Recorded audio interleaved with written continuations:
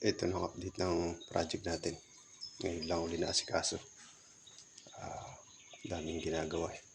Yan. So, nalatagan na namin ng mga bakal.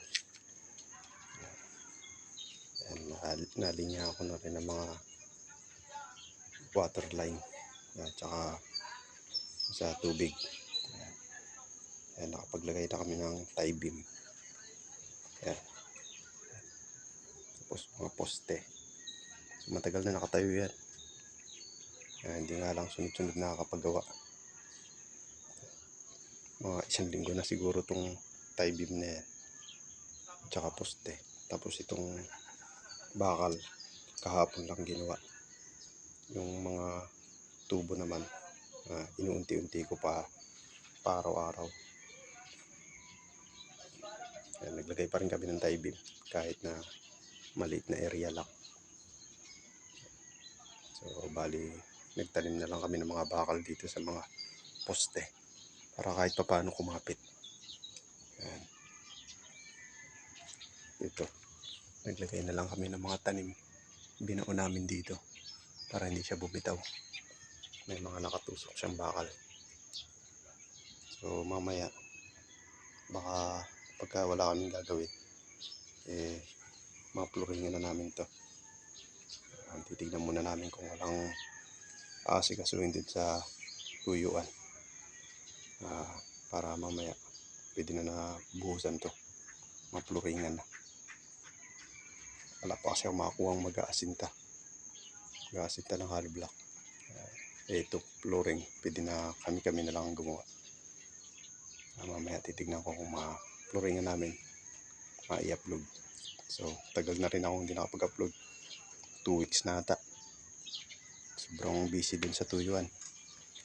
Medyo minalas nga dahil pagpasok ng December lahat ng tinuyo namin lugi, kaya hindi nasikaso tong project natin na extension ng kusina.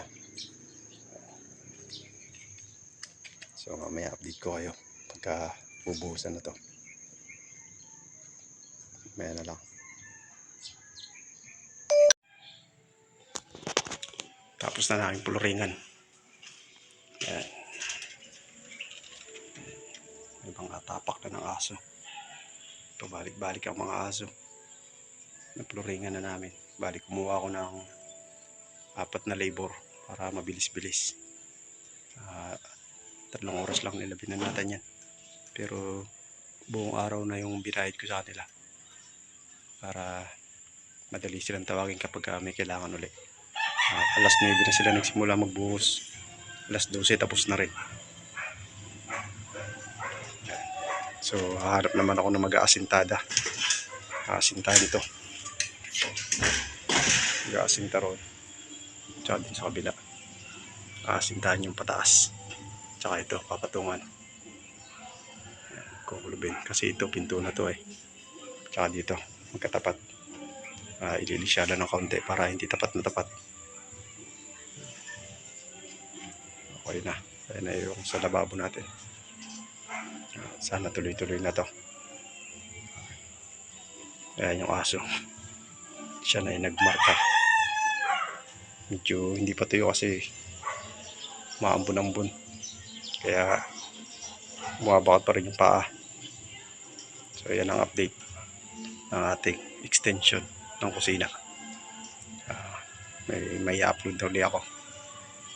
Hanggang sa susunod na lang ulit. Hanggang sa matapos natin itong project na to. Sana nga bago magpasko tapos na to. Sana. Basta may makakuha akong tao. Madali lang naman mag-asinta. Tapos bubungan nila lang, medyo matagal pagbubobo. So ganun na lang ulit. Sa susunod na update ulit pag may bago nang ginawa.